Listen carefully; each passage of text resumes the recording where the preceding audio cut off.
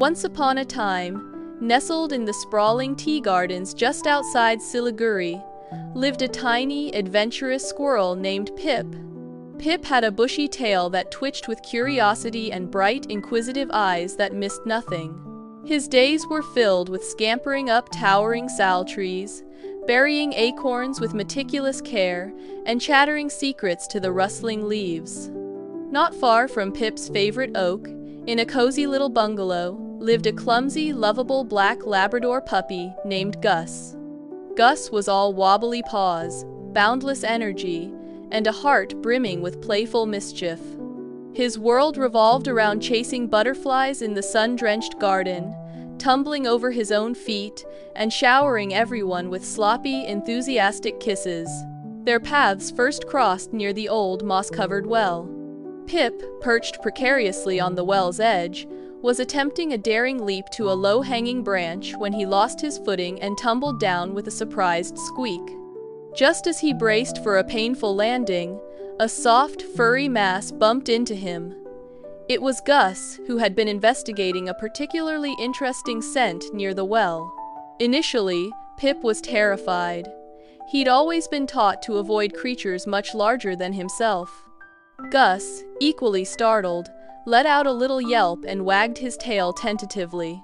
Instead of snapping or growling, he sniffed at the bewildered squirrel with gentle curiosity.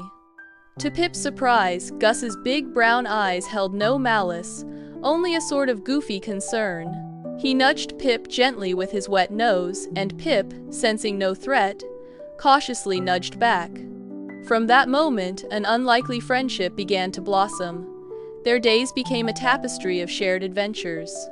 Pip would lead Gus on merry chases through the flower beds, his nimble movements a stark contrast to Gus's lumbering gait.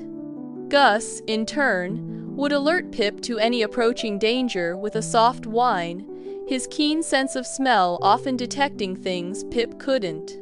They would share stolen crumbs under the watchful eyes of the garden birds, Pip nibbling delicately while Gus gobbled with gusto. The other creatures of the garden watched this peculiar friendship with a mixture of amusement and disbelief.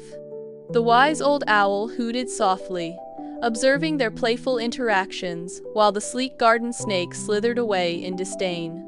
But Pip and Gus remained oblivious to their opinions, their bond growing stronger with each passing day. One afternoon, a fierce storm swept through the tea gardens. The wind howled and rain lashed down in sheets. Pip, caught far from his cozy tree hollow, was struggling against the gale when Gus, braving the storm himself, found him shivering under a large fern. Carefully, Gus nudged Pip towards the shelter of the bungalow's porch, shielding him with his body until the worst of the storm passed. Huddled together, the tiny squirrel and the big puppy found comfort in each other's presence. In that moment, they understood that friendship wasn't about size or species. It was about kindness, loyalty, and looking out for one another. As the sun finally peeked through the clouds, casting a golden glow on the wet leaves, Pip scurried up Gus's back and perched on his head, chattering his gratitude. Gus responded with a happy bark, his tail thumping against the porch floor.